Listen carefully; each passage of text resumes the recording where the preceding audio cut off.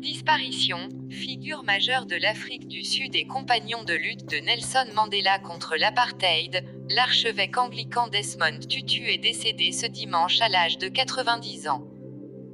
Il est parti rejoindre Nelson Mandela.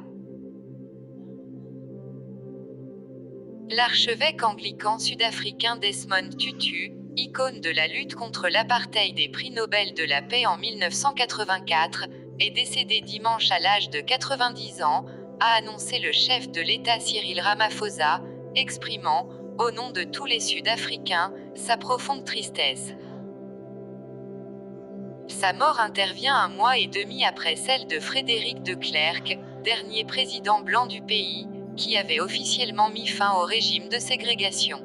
Figure majeure de l'histoire récente et père spirituel de la Nation arc-en-ciel, formule largement reprise qu'il employa en 1994, année de l'accession au pouvoir de Madiba, pour désigner l'Afrique du Sud.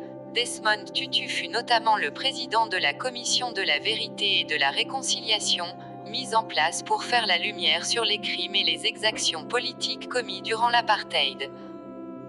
Un homme d'une intelligence extraordinaire. Le décès de l'archevêque émérite Desmond Tutu est un nouveau chapitre de deuil dans l'adieu de notre nation à une génération de Sud-Africains exceptionnels qui nous ont légué une Afrique du Sud libérée, a ajouté le président Ramaphosa.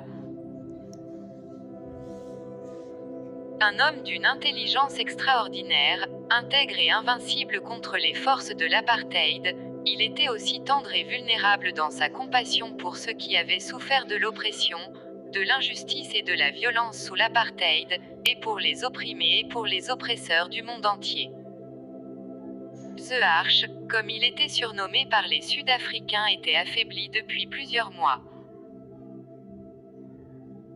Il ne parlait plus en public mais saluait toujours les caméras présentes à chacun de ses déplacements, sourire au regard malicieux, lors de son vaccin contre le Covid dans un hôpital ou lors de l'office au Cap pour célébrer ses 90 ans en octobre.